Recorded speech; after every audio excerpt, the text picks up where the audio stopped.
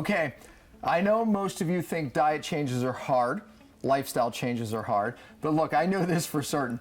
Because you're in that office, they are about changing lives. There's no doubt about it. So I'm sure you're up for the life change, no doubt. But look, you know, we really have made it very simple. It's 3 exchanges that make up the true cellular detox diet. You know, and really these exchanges are the things that can interfere with detox the most. So these were specifically chosen. And these are things that we definitely do. Right. And we'll also take those who want to do more. We'll explain that at the end. But, you know, I mean, I think the cellular detox diet, it is about these main things that can stop up cellular detox due to inflammation. Would you agree with that? I agree. Cellular inflammation, I said it earlier. I said, look, this is known to be a causative factor in most, if not all, diseases today.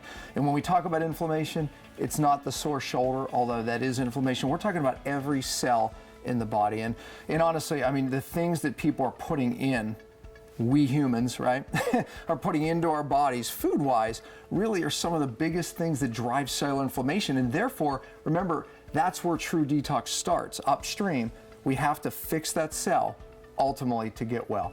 So let's talk about it. Let's give them exchange number 1. Exchange number 1, right. Before we get there, do you have anything to say about that? Because diet changed your life. Right, and it did. And I was going to say too, with inflammation, that if we're working so hard to detox our bodies with true cellular detox, it's really not going to give you the results you really could get or want if you don't really think about this component of diet too. Yeah. And I've definitely had my fair share of diets. For many, many years, I tried many different diets.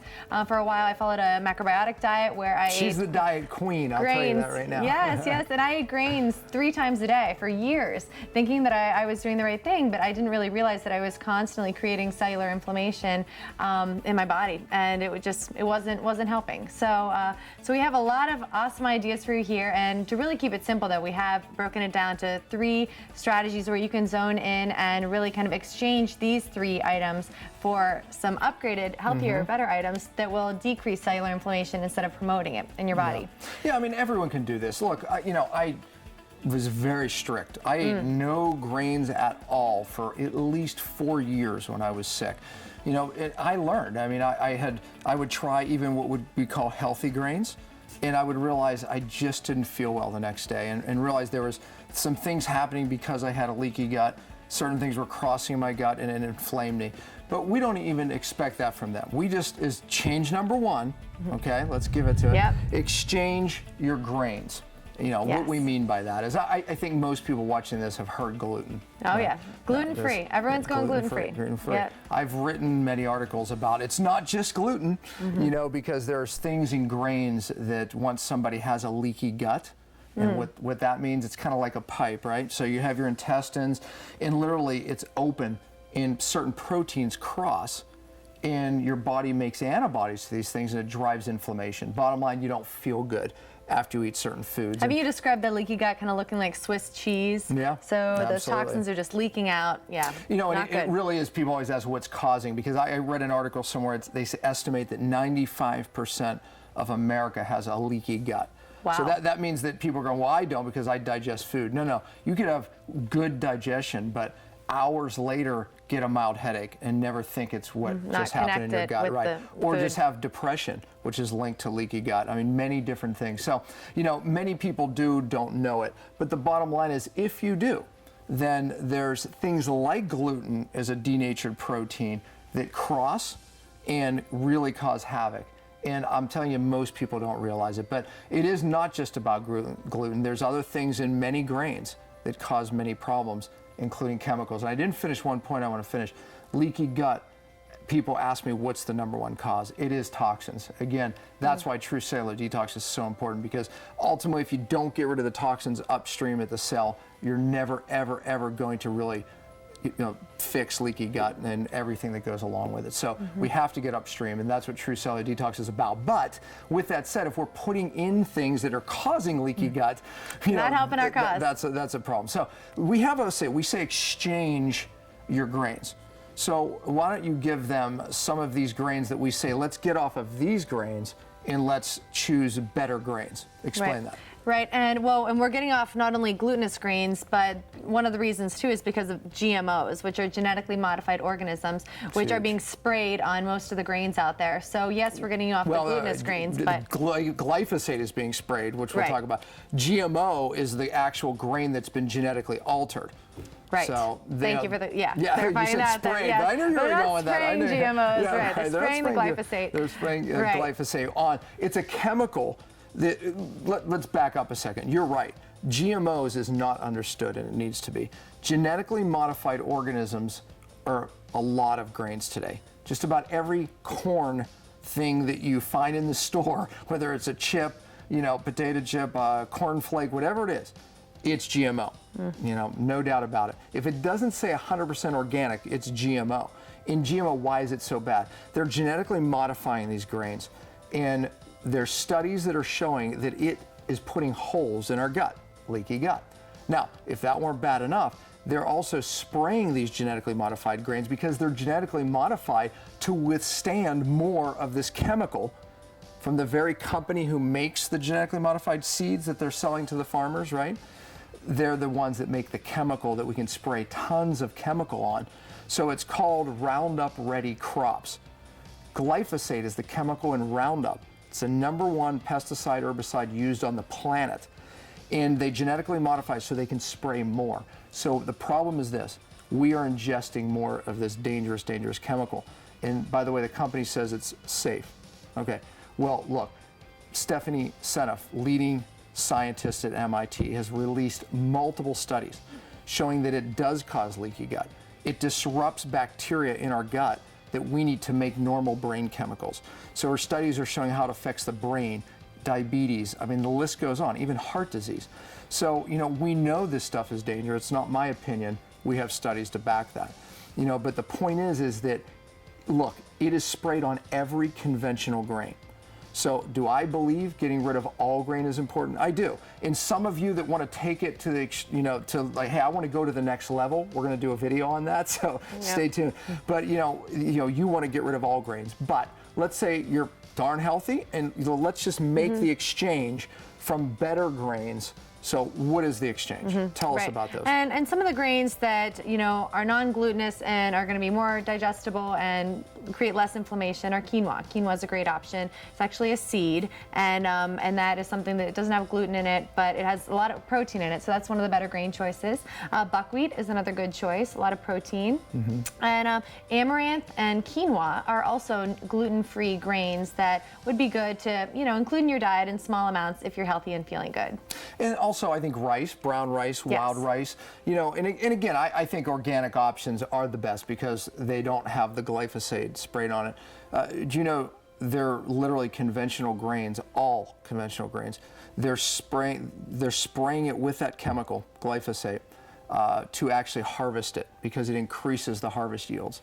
So they're spraying it on before harvest. It's called desiccation. It shrivels up and it actually increases the yield and makes harvest easier. So therefore, we're being exposed to very, very dangerous levels of this chemical that when we grew up, we were never exposed to. So I think it does explain at least some of the increase in this leaky gut, which leads to allergies, food allergies, and many other problems. So many of the digestive disorders rampant today too. That's why when we get someone who's really health challenged like I was, taking all grains away was really magic for me. So you might want to try it for 3 months. We'll talk more about that in the advanced segment.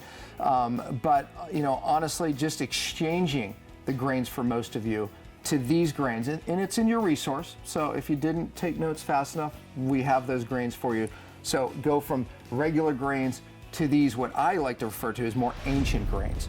They haven't been genetically modified. They haven't been changed. And before we leave grains, I have to discuss this. Why is gluten bad today?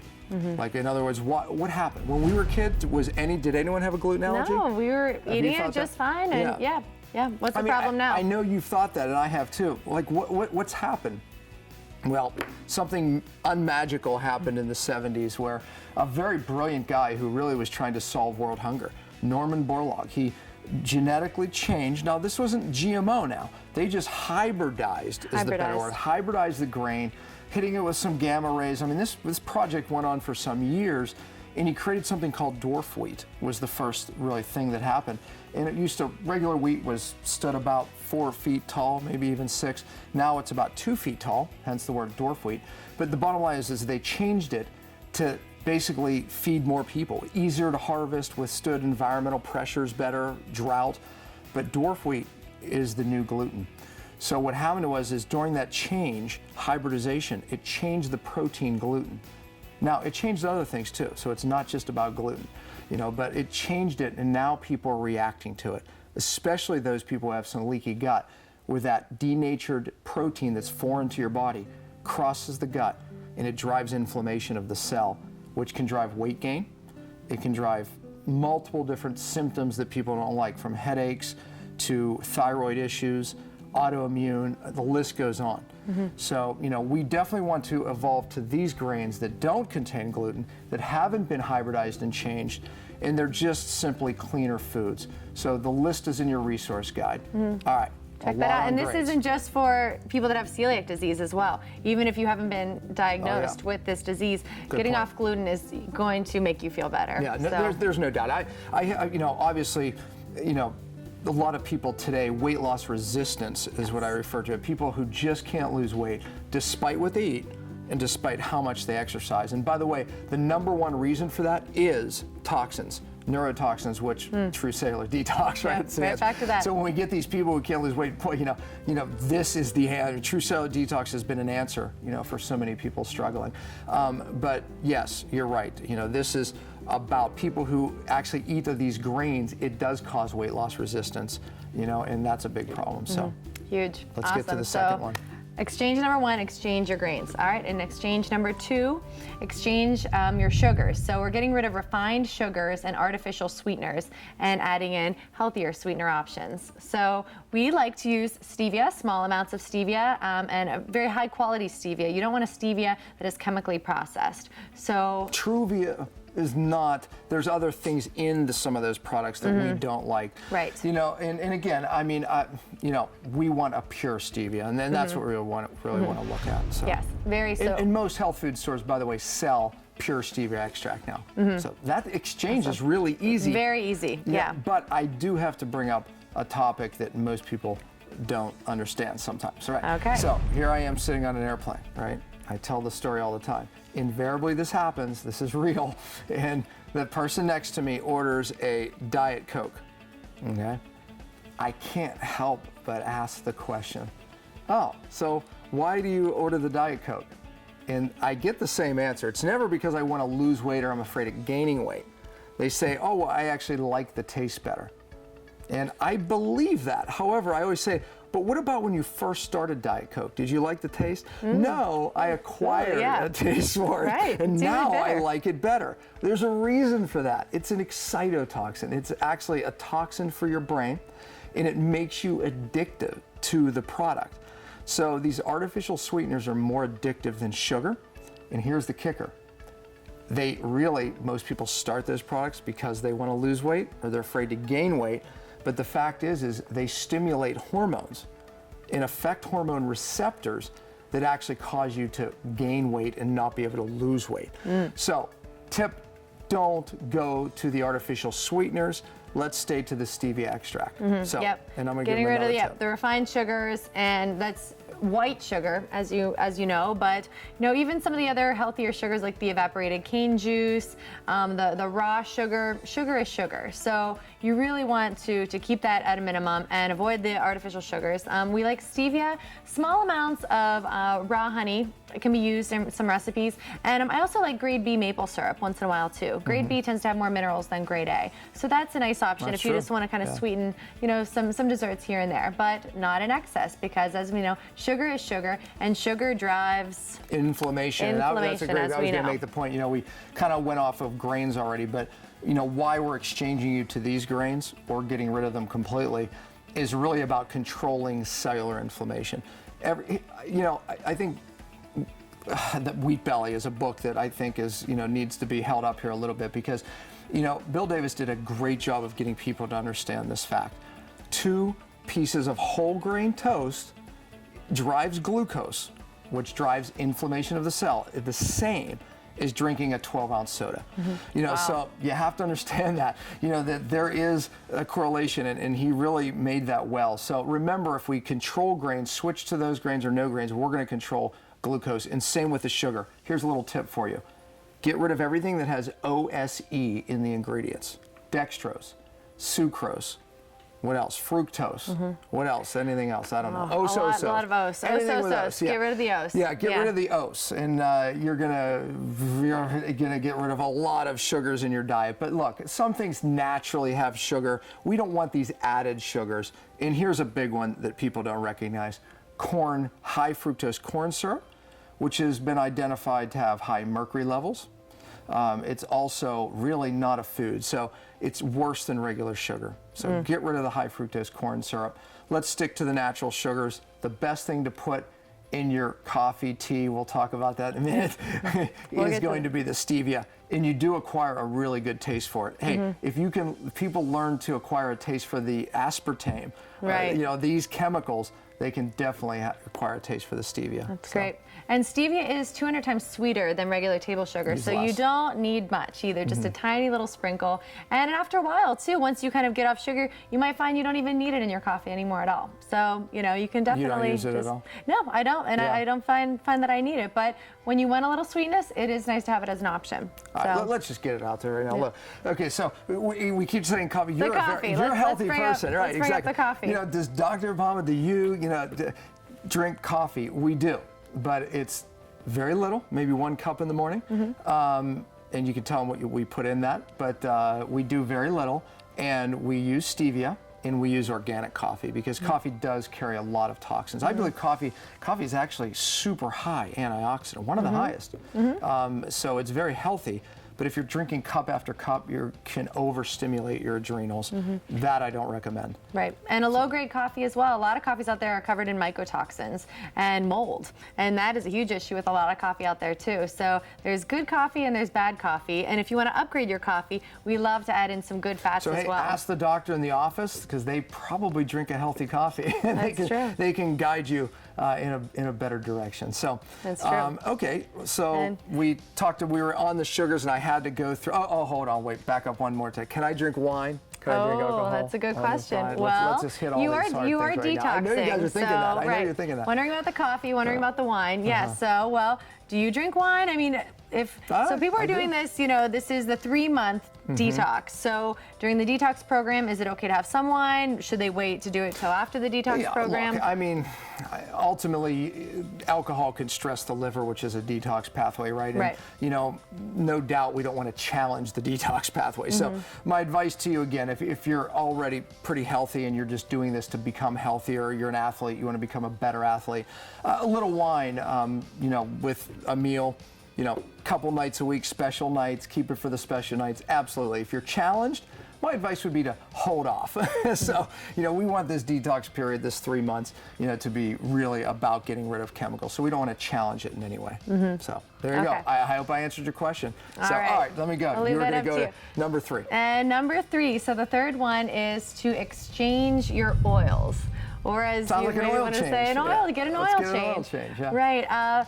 Oils, and so the oils we're talking about are the bad oils, the bad fats, and these are toxic vegetable oils, mostly corn, canola, soybean oil, that create a lot of cellular inflammation. Once again, goes back to the inflammation. Fat attracts fat. Exactly. That membrane is fat, and those bad fats come right in and attach to that membrane, and they drive inflammation. You know, getting rid of or exchanging your grains, getting rid of sugars, we know that has a massive effect on inflammation. I always say, if you want to age faster than anybody, or not age fast, right? Control your glucose, right? If you want to age faster, just keep spiking your glucose levels. So, you know, exchange number 1, exchange number 2, do that. But these fats come in and they attach. Now, I have to ask you, because we said the word bad fats. I bet you most people watching this, if I ask them, what are the bad fats? What would they say?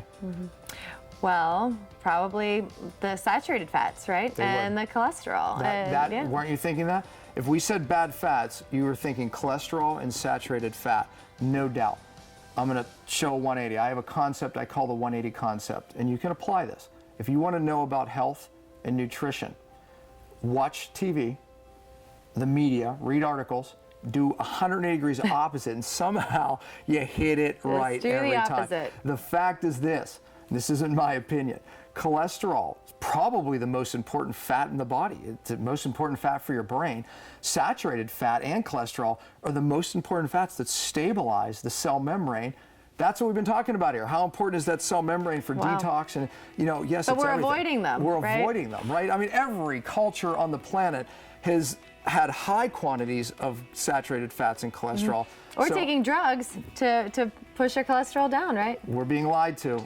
You know, and it is a truth. There's no doubt about it. And you're in an office that understands some of these 180-degree truths, and you know that's one of them. You know, the fact is, and this isn't my opinion, more people die of heart disease or heart attacks with normal cholesterol and low cholesterol than high. Wow. It's hard to believe. There's a higher mortality for normal to low cholesterol because cholesterol in it itself doesn't cause heart disease. It's the particle. And we talk a lot about that. Matter of fact, it's one of the tests that your office, ask the office that you're in if we can, you know, there's an advanced blood group that we do, and that particle cholesterol test is one of the tests that we love to look at. It's the number of particles and the size of the particle, not the total cholesterol. Particles in size, not the total. Yeah, I mean, it's something like that that can save your life, just that little bit of knowledge. So ask the office you're in or the key ambassador, the person who's helping, you know, with this program in that office. So that's great information right there. But, you know, when we talk about fats, let's talk about it because you said vegetable oils, corn oils. Vegetable oils, I would have to say, are just in about everything that most of us are exposed to, right? All processed foods in most restaurant meals, most kitchens and most restaurants are using that in the deep fryer. So how do That's we what they're avoid it? frying things in. So they really are creating this cellular inflammation. We want to avoid them, but to exchange them, we have some really other great options. And a lot of these fats have a bunch of saturated fat and cholesterol in them, but that's what we need to stabilize our cell membrane and to get our brain to function well and to really get our cells functioning. Okay, so in the resources that they have, we have a list of these better fat choices, right? We do. Yeah, but I mean, how are we avoiding it? I mean, it's in everything that our families and children are eating, from cookies, cereals, you name it, everything has vegetable oils in it. And by the way, another 180 here is those are the oils that our protective government bodies tell us to eat is vegetable oil. So that's what you're being told, but yet the studies really indicate that vegetable oils, they oxidize very easily. You know how bumper rust? That oxidation makes them very inflammatory. Vegetable oils are one of the leading causes of inflammation, which is why people don't feel well. So, and especially when a lot of these oils are cooked at a very high heat, they become even more toxic. yeah. So when they make a chip, that process alone of making the potato chip or whatever it is, denatures it and makes it. Remember the days trans fats and hydrogenated oils? I remember years ago educating people how bad they were. Everybody out there knows how bad they are. Now they do. But vegetable oil, no trans fats now. No trans fats, marketing, no trans fat. Yep. But now they've moved to these vegetable oils, right? And really it turns to basically one of these fats in the body because it's denatured, it's rancid, and it drives inflammation. Same problem. All goes back to inflammation. What do? We can make a bad fat good. So talk a little bit about that. Well, yeah, and what I love to use for some of the really good fats are coconut oil, which strangely enough, of course, has a lot of saturated fat and cholesterol. It's wonderful for cooking. It has a really high smoke point, so you can cook foods at a high heat there, and it doesn't denature, and it doesn't. But some people don't like the taste of coconut, so what can they use? All right. Well, I also love using olive oil. I like that for kind of lower to medium heat cooking and or raw. It's really, really nice. We also like to use something called MCT oil, and MCT stands for medium chain triglycerides. They're a special type of fatty acid, mostly found in coconut oil, but it has no color, no flavor, and it's actually really amazing for fat burning because it goes into your liver when you take it and gets quickly metabolized, so it's not stored as fat. Yeah, but it helps you burn fat. It helps you burn fat because it helps your liver produce something called ketone bodies, which are actually the preferred source of fuel for your brain instead of glucose. Yeah, and we put that in our coffee sometimes, Yes. right? And along with real butter. Oh, by the way, another 180. Oh, yeah. Butter's bad. Everyone started making margarine and all the fake butters. No, butter actually helps fix the cell membrane eat plenty of good grass-fed butter. Good quality and butter. We'll talk about that too. That's another bad fat. I'll get you there in a second. Okay. But you know what I want to point out to them though is you can make a really good fat bad. You mentioned olive oil, but you can heat olive oil to a point where a good fat becomes bad. Denatures. In the resources, we have all the fats to cook with that take high temperature. High heat. We have medium temperature, right? So they have all that information. Low heat, and then oils that are best raw. So that will be all broken down for you in the resources, so you know what is going to be safe for cooking and what would be better raw. For now, just start looking for those vegetable oils and get them out and exchange them to those oils in there that we give you. Now, you know, we talk about bad fats, okay? We have to get at least to the subject of meat here as an ending point, right? Yeah, so I mean, I eat all grass-fed meat. You know, I know that many people say, oh, meat's bad. Well, I agree, conventional meat's bad, but grass-fed meat is not. Now look, we're not, if you can't get grass-fed meat, I think it's very easy to get these days, but let's say you can't, let's not throw you off the diet here. We gave you these 3 exchanges, right? Right, and that's going to be a great starting point. Absolutely. You will see results just by making these 3 exchanges. But if someone wants to go and it'd be more advanced, eat all grass-fed meat, which has all of the good fats, all the good saturated fats in the right ratios. Right. We talked about ratio in the cell membrane, how important that is, but grass-fed meat, cage-free eggs, these are great fats, right? Oh, awesome fats, yeah. And they make you feel good and keep you satisfied too, because you're wondering, I'm thinking, maybe you're thinking, can I have snacks on this diet plan? And honestly, when you're eating a really high fat diet or a diet that has moderate fat, you're satisfied. You know, you're not looking for that snack or that crunch, that craving that you might have, because you're satisfied and your blood sugar is more even throughout the day. You eat more fat than anyone I know. I eat a lot of fat. I can assure you, she's not fat. Okay. No, I eat a lot of fat too, and you know that is really the mainstay of our diet. You know, we eat more fat than anything. And another 180 for you folks: fat doesn't make you fat. I know you've been told that. You know, again, we've been lied to. Matter of fact, it's the inability to burn fat that really is the problem. This fat. You know, when you start detoxing, true cellular detox, and you start applying these changes, now you become more efficient fat burner. Fat doesn't make you fat. It's the inability to burn this. And that's an epidemic today. People who just aren't able to lose weight despite what they do. And again, detox plays a major role. You know, and you know, folks, when you make these dietary changes, your body will start to lose fat and more toxins. So doing it while you're detoxing is very, very important, because a lot of people lose toxins when they're dieting. The toxins literally recirculate and they stop them from losing weight. Because why? The toxins drive cellular inflammation and they slow down the weight loss. And you know, gosh, I just thought of something. That's such an important thing that I usually draw out. Is I draw a cell and I show how these hormone receptors are on the cell, okay? So you guys follow me on this. This is really important, because hormone problems is really why people can't lose weight today. Diabetes, thyroid conditions. It's not a problem of just giving more hormones or an easy solution, right? But that's the answer, right? We're just giving people more hormones. I always say this is a cellular issue. What do I mean by that? The hormone receptor, what the hormone connects to, is on the cell membrane.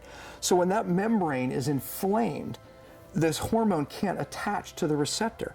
And when thyroid hormone happens, or a hormone called leptin, that's the hormone that tells your brain to use fat for energy, when that hormone is covered or blunted, it doesn't matter if you take more hormones. It just doesn't work. Now you can't get the message in the cell.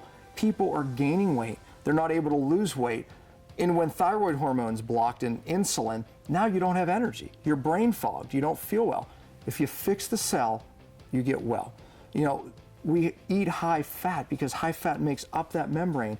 Those hormone receptors ride on something called a lipid raft. That means it's made of fat. Okay. So we want these fats to fix that.